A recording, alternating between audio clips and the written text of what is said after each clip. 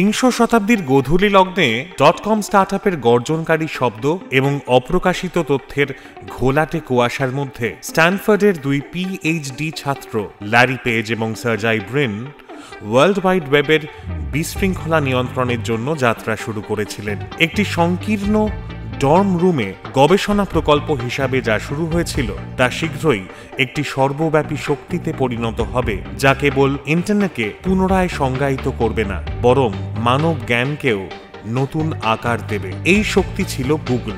বছরটি ছিল 1998। ইন্টারনেট ভয়াবহ গতিতে বৃদ্ধি পাচ্ছিল, কিন্তু তথ্য অনুসন্ধান করা কম্পাস ছাড়াই সমুদ্রে ডুব দেওয়ার মতো ছিল। প্রাথমিক সার্চ ইঞ্জিনগুলি প্রাসঙ্গিকতার জন্য হোঁচট খেয়েছিল, অশোধিত পরিমাপ অনুসারে পৃষ্ঠাগুলিকে র্যাঙ্ক করেছিল। পেজ এবং ব্রিন একটি মৌলিক ধারণা চালু করেছিলেন যার নাম পেজ র্যাঙ্ক, একটি অ্যালগরিদম যা ওয়েব পৃষ্ঠাগুলিকে একাডেমিক উদ্ধৃতি হিসাবে বিবেচনা করে পরিমাণের চেয়ে গুণমানকে মূল্যায়ন করে। এটি কেবল চালাকি ছিল না, এটি বিপ্লবী ছিল।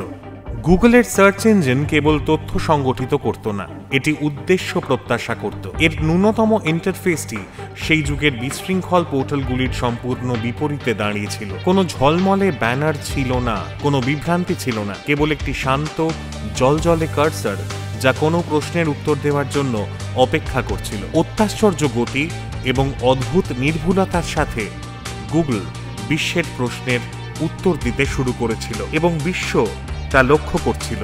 মেনলো পার্কের একটি সাধারণ গ্যারাজ থেকে, যেখানে এটি আনুষ্ঠানিকভাবে প্রতিষ্ঠিত হয়েছিল, গুগল তার উল্কাপিণ্ডের মতন উত্থান শুরু করে। গুগল কোম্পানিটি জনপ্রিয় হতে খুব বেশি সময় লাগায়নি। দৈনন্দিন ভাষায় একটি ক্রিয়াপদে পরিণত হয় তা। গুগল বলতে জ্ঞান খোঁজা, গুগল বলতে গ্রহের ডিজিটাল স্পন্দনের সাথে সংযোগ স্থাপন করা। গুগল একটি আমেরিকান বহুজাতিক কর্পোরেশন এবং প্রযুক্তি সংস্থা যা অনলাইন বিজ্ঞাপন, সার্চ ইঞ্জিন প্রযুক্তি, cloud computing, computer software, quantum computing, e commerce, consumer electronics এবং কৃত্রিম বুদ্ধিমত্তা অর্থাৎ এআইতে বিশেষজ্ঞ। বিবিসি এটিকে বিশ্বের সবচেয়ে শক্তিশালী কোম্পানি হিসাবে আখ্যায়িত করেছে এবং কৃত্রিম বুদ্ধিমত্তার ক্ষেত্রে বাজারে আধিপত্য, তথ্য সংগ্রহ এবং প্রযুক্তিগত সুবিধার কারণে এটি বিশ্বের সবচেয়ে মূল্যবান ব্র্যান্ডগুলির মধ্যে একটি। অ্যামাজন, অ্যাপল, মেটা এবং মাইক্রোসফটের পাশাপাশি গুগলের মূল কোম্পানি অ্যালফাবেট ইনকর্পোরেটেড 5টি বিগ টেক কর্পোরেশনের মধ্যে একটি। 1998 সালের 4 সেপ্টেম্বর ক্যালিফোর্নিয়ার স্ট্যানফোর্ড বিশ্ববিদ্যালয়ের পিএইচডি ছাত্র আমেরিকান কম্পিউটার বিজ্ঞানী ল্যারি পেজ এবং সার্জাই ব্রিন গুগল তৈরি করেন। তারা সম্মিলিতভাবে তাদের পাবলিকলি ট্রেডেড শেয়ারের প্রায় 14% মালিকানাধীন এবং সুপার ভোটিং স্টকের মাধ্যমে স্টক হোল্ডারদের ভোটদানের 56% নিয়ন্ত্রণ করে। প্রথম পাবলিক অফার অর্থাৎ আইপিও তৈরি করে তারা 2004 সালে। 2015 সালে অ্যালফাবেট ইনকর্পোরেটেড গুগলকে সম্পূর্ণ মালিকানাধীন সাবসিডিয়ারি হিসেবে পুনর্গঠিত করে। গুগল হল অ্যালফাবেটের প্রধান সাবসিডিয়ারি। কর্পোরেশনের ইন্টারনেট ব্যবসা এবং স্বার্থের জন্য একটি হোল্ডিং কোম্পানি হিসেবে কাজ করে। সুন্দর পিচাই 24 অক্টোবর 2015 তারিখে ল্যারি পেজের স্থলাভিষিক্ত হয়ে গুগলের সিইও নিযুক্ত হন। 3 ডিসেম্বর 2019 তারিখে পিচাইকে অ্যালফাবেটের সিইও নিযুক্ত করা হয়। লরেন্স এডওয়ার্ড পেজ 1973 সালের 26 মার্চ মিশিগানের ল্যান্সিংয়ে জন্মগ্রহণ করেন। তার মা ইহুদি এবং তার মাতামহ পরে ইসরায়েলে স্থানান্তরিত হন। যদিও পেজের লালন পালন ধর্মনিরপেক্ষ ছিল, তার বাবা Carl Victor Page senior Michigan বিশ্ববিদ্যালয় থেকে কম্পিউটার বিজ্ঞানে পিএইচডি ডিগ্রি অর্জন করেছেন। বিবিসির সংবাদদাতা উইল স্মেল তাকে কম্পিউটার বিজ্ঞান এবং কৃত্রিম বুদ্ধিমত্তার পথিকৃৎ বলে অভিহিত করেছিলেন। পেজ 6 বছর বয়সে কম্পিউটারের প্রতি আগ্রহী হয়ে ওঠেন কারণ তিনি আশেপাশে পড়ে থাকা জিনিসপত্রের সাথে খেলতে পারতেন। তার মা এবং বাবার রেখে যাওয়া প্রথম প্রজন্মের ব্যক্তিগত কম্পিউটার। তিনি তার প্রাথমিক বিদ্যালয়ের প্রথম ছেলে যিনি ওয়ার্ড প্রসেসর থেকে অ্যাসাইনমেন্টটি জমা দিয়েছিলেন। তার বড় ভাই কার্ল ভিক্টর পেজ জুনিয়র তাকে জিনিসপত্র আলাদা করতে উৎসাহিত করেছিলেন এবং তিনি শীঘ্রই তার বাড়ির সবকিছু কিভাবে কাজ করে তা দেখার জন্য বিচ্ছিন্ন করতে, ভেঙে দেখতে শুরু করেছিলেন। তিনি বলেছিলেন যে খুব ছোটবেলা থেকেই আমি বুঝতে পেরেছিলাম যে আমি জিনিসপত্র আবিষ্কার করতে চাই, তাই আমি প্রযুক্তি এবং ব্যবসায় আগ্রহী হয়ে উঠি। আমি জানতাম যে আমি সম্ভবত 12 বছর বয়স থেকেই একটি ব্যবসা প্রতিষ্ঠা করতে চাই। সার্গেই মিখাইলোভিচ ব্রিন জন্মেছিলেন 21শে অগস্ট 1973। 2025 সালের মে মাসে হিসেব অনুযায়ী ব্রিন বিশ্বের 10ম ধনী ব্যক্তি। ব্লুমবার্গ বিলিয়নার্স ইন্ডেক্স অনুসারে তার আনুমানিক সম্পদের পরিমাণ $140 বিলিয়ন এবং ফোর্বস অনুসারে $130.8 বিলিয়ন, যাতে তার স্থান অষ্টম। ব্রিন 6 বছর বয়সে সোভিয়েত ইউনিয়ন থেকে মার্কিন যুক্তরাষ্ট্রে চলে আসেন। তিনি কলেজ পার্কের মেরিল্যান্ড বিশ্ববিদ্যালয় থেকে স্নাতক ডিগ্রি অর্জন করেন, যেখানে তিনি তার বাবা এবং দাদার মতো গণিত এবং কম্পিউটার বিজ্ঞান অধ্যয়ন করেন। স্নাতক ডিগ্রি অর্জনের পর 1993 সালের সেপ্টেম্বরে তিনি কম্পিউটার বিজ্ঞানে পিএইচডি করার জন্য স্ট্যানফোর্ড বিশ্ববিদ্যালয়তে ভর্তি হন। সেখানে তিনি পেজের সাথে দেখা করেন এবং একটি অনলাইন সার্চ ইঞ্জিন তৈরিতে সহযোগিতা করেন। প্রোগ্রামটি স্ট্যানফোর্ডে জনপ্রিয়তা অর্জন করে এবং তিনি মেনলো পার্কে সুজান ওৎসিকির গ্যারাজে গুগল চালু করার জন্য তার পিএইচডি পড়াশোনা ছেড়ে দেন।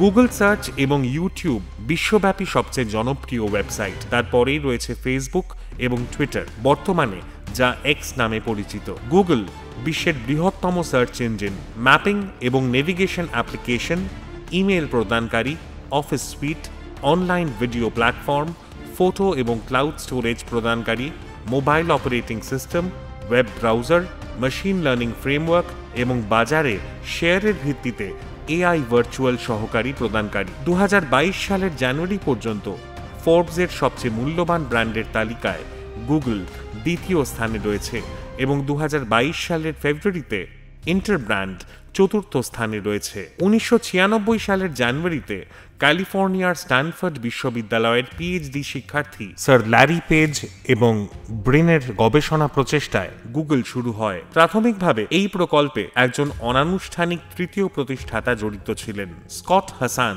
যিনি মূল প্রধান প্রোগ্রামার ছিলেন এবং যিনি গুগল সার্চ ইঞ্জিনের কোডের বেশিরভাগ অংশ তৈরি করেছিলেন। কিন্তু গুগল আইনত একটি কোম্পানি হিসেবে অন্তর্ভুক্ত হওয়ার আগেই তিনি চলে যান। হাসান রোবোটিক্সে ক্যারিয়ার গড়তে শুরু করেন 2006 সালে উইলো গ্যারাজ প্রতিষ্ঠার মাধ্যমে। পেজ এবং ব্রিন নতুন সার্চ ইঞ্জিনটিকে ব্যাকরাব ডাকনাম দেন, কারণ এটি একটি সাইটের গুরুত্ব নির্ধারণের জন্য ব্যাকলিঙ্ক হিসেবে ব্যবহার করা হয়। পেজ এবং ব্রিন হাসান এবং অ্যালান স্টেরেনবার্গকে গুগলের উন্নয়নে গুরুত্বপূর্ণ হিসেবে উল্লেখ করেন। 1998 সালের অগস্টে গুগলে প্রাথমিকভাবে $100,000 বিনিয়োগ করেছিলেন। এই প্রাথমিক বিনিয়োগ কোম্পানিটিকে এমনভাবে সংগঠিত করতে অনুপ্রাণিত করেছিল যাতে অর্থ ব্যবহার করা যায়। পেজ এবং ব্রিন ডেভিড শেরিটনকে সহায়তার জন্য ডেকেছিলেন, কারণ তার স্ট্যানফোর্ডে একটি কাছাকাছি অফিস ছিল এবং তারা জানতেন যে তার স্টার্টআপ দক্ষতা রয়েছে। সম্প্রতি তিনি তার সহপ্রতিষ্ঠিত ফার্ম গ্রানাইট সিস্টেমসকে $220 বিলিয়ন সিসকোর কাছে বিক্রি করেছেন। 1998 সালে গুগল আরও দুজন এঞ্জেল ইনভেস্টরের কাছ থেকে তহবিল পেয়েছিল। Amazon.com এর প্রতিষ্ঠাতা জেফ বেজস এবং উদ্যোক্তা রাম শ্রীরাম। পেজ এবং ব্রিন প্রথমে নগদ অর্থ এবং পরামর্শের জন্য একজন ভেঞ্চার ক্যাপিটালিস্ট শ্রীরামের সাথে যোগাযোগ করেছিলেন এবং শ্রীরাম 1998 সালের ফেব্রুয়ারিতে গুগলে $250,000 বিনিয়োগ করেছিলেন। শ্রীরাম বেজসকে চিনতেন কারণ অ্যামাজন জঙ্গলি অধিগ্রহণ করেছিল, যেখানে শ্রীরাম ছিলেন সভাপতি। শ্রীরাম বেজসকে গুগল সম্পর্কে বলেছিলেন। গুগল 19 অগস্ট 2004 সালে একটি আইপিও দিয়ে জনসাধারণের কাছে প্রকাশ্যে আসে। সেই সময় পেজ, ব্রিন এবং স্মিথ 20 বছর ধরে 2024 সাল পর্যন্ত গুগলে সহযোগিতা করার প্রতিশ্রুতি দিয়েছিলেন। ফার্মটি GWGL টিকার নাম দিয়ে ন্যাসড্যাক জাতীয় বাজারে আত্মপ্রকাশ করে। প্রতি শেয়ার $85 মূল্যে 1,96,05,052টি শেয়ার অফার করে। চুক্তির আন্ডাররাইটার মর্গান স্ট্যানলি এবং ক্রেডিট সুইস দ্বারা তৈরি একটি সিস্টেমের মাধ্যমে অনলাইনে নিলাম ফরম্যাটে শেয়ারগুলি অফার করা হয়েছিল।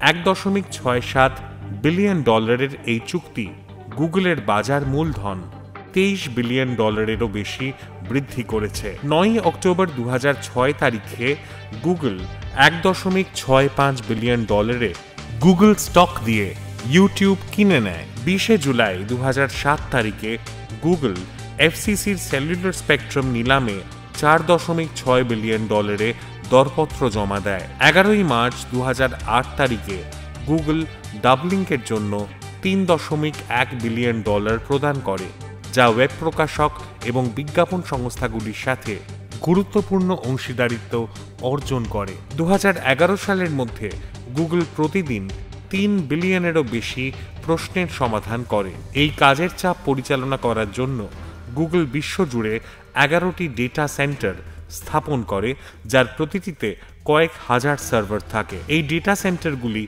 গুগলকে তার পরিবর্তনশীল কাজের চাপ আরও কার্যকরভাবে পরিচালনা করতে সক্ষম করে। 2011 সালের মে মাসে গুগলের মাসিক অন্যান্য ভিজিট প্রথমবারের মতো 1 বিলিয়নে পৌঁছয়। 2012 সালের মে মাসে গুগল এখন পর্যন্ত সবচেয়ে বড় অধিগ্রহণ করে। $12.5 বিলিয়ন মোটোরোলা মোবিলিটি কিনে নেয়। এই ক্রয়ের উদ্দেশ্য ছিল গুগলকে মোবাইল ফোন এবং ওয়্যারলেস প্রযুক্তিতে মোটোরোলার বিশাল পেটেন্ট পোর্টফোলিও অর্জনে সহায়তা করা। অন্যান্য সংস্থা, বিশেষ করে অ্যাপল এবং মাইক্রোসফটের সাথে তার বর্তমান পেটেন্ট লড়াইয়ে গুগলকে সুরক্ষিত রাখা এবং অ্যান্ড্রয়েড অবাধে বিক্রি চালিয়ে যাওয়ার অনুমতি দেওয়া। চ্যাটজিপিটির সাফল্য এবং এআই প্রতিযোগিতায় গুগলের অবস্থান হারাচ্ছে। এই আশঙ্কার পর গুগলের ঊর্ধ্বতন ব্যবস্থাপনা একটি কোড রেড এবং একটি নির্দেশিকা জারি করে যে তার সমস্ত গুরুত্বপূর্ণ পণ্য,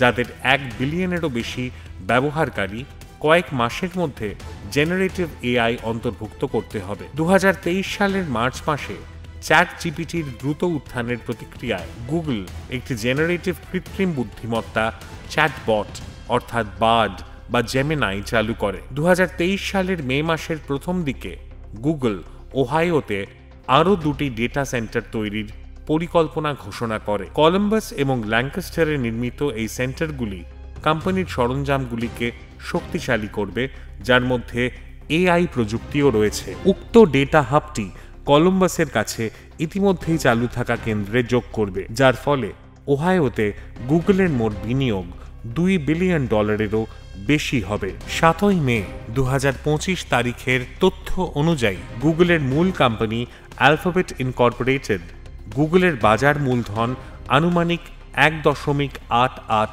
ট্রিলিয়ন মার্কিন।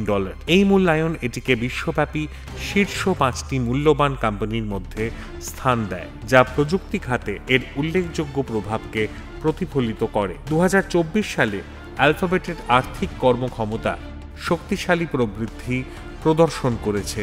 বার্ষিক আয় $307.39 বিলিয়ন পৌঁছেছে, যা পূর্ববর্তী বছরগুলির তুলনায় উল্লেখযোগ্য বৃদ্ধি। তা সত্ত্বেও কোম্পানিটি চ্যালেঞ্জের মুখোমুখি হয়েছে, যার মধ্যে রয়েছে চতুর্থ প্রান্তিকের আয়ের প্রত্যাশায় সামান্য ব্যর্থতা এবং ধীর ক্লাউড বৃদ্ধি, এবং 2025 সালের জন্য প্রত্যাশার চেয়ে বেশি মূলধন ব্যয় নিয়ে উদ্বেগ।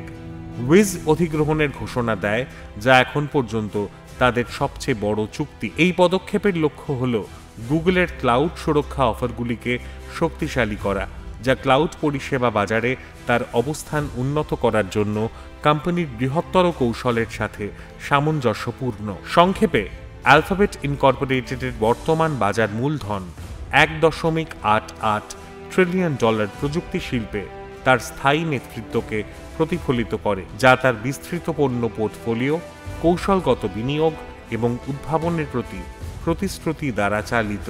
ডিজিটাল যুগের বিশাল আখ্যানে গুগল উদ্ভাবন, অ্যাক্সেস এবং রূপান্তরের একটি সংজ্ঞায়িত প্রতীক হিসেবে দাঁড়িয়ে আছে। একটি সাধারণ শিক্ষামূলক প্রকল্প হিসেবে শুরু হওয়া এই প্রকল্পটি এখন বিশ্বব্যাপী শক্তিতে পরিণত হয়েছে, যা প্রতিদিন কোটি কোটি মানুষের তথ্যের সাথে যোগাযোগের ধরন নির্ধারণ করে। অনুসন্ধানে বিপ্লব আনা থেকে শুরু করে মোবাইল অভিজ্ঞতার পুনর্গঠন, গ্রহের মানচিত্র তৈরি করা থেকে শুরু করে কৃত্রিম বুদ্ধিমত্তা এবং কোয়ান্টাম কম্পিউটিংয়ে প্রবেশ। গুগল প্রযুক্তি কি অর্জন করতে পারে তার সীমানা ক্রমাগত ঠেলে দিয়েছে। ডিজিটাল যুগের বিশাল আখ্যানে গুগল উদ্ভাবন, অ্যাক্সেস এবং রূপান্তরের একটি সংজ্ঞায়িত প্রতীক হিসেবে দাঁড়িয়ে আছে। একটি সাধারণ শিক্ষামূলক প্রকল্প হিসেবে শুরু হওয়া এই প্রকল্পটি বিশ্বব্যাপী শক্তিতে পরিণত হয়েছে, যা প্রতিদিন কোটি কোটি মানুষ তথ্যের সাথে কিভাবে যোগাযোগ করে তা নির্ধারণ করে। অনুসন্ধানে বিপ্লব আনা থেকে শুরু করে মোবাইল অভিজ্ঞতার পুনর্গঠন, গ্রহের মানচিত্র তৈরি করা থেকে শুরু করে কৃত্রিম বুদ্ধিমত্তা এবং কোয়ান্টাম কম্পিউটিংয়ে প্রবেশ, গুগল প্রযুক্তি কি অর্জন করতে পারে তার সীমানা ক্রমাগত ঠেলে দিয়ে চলেছে।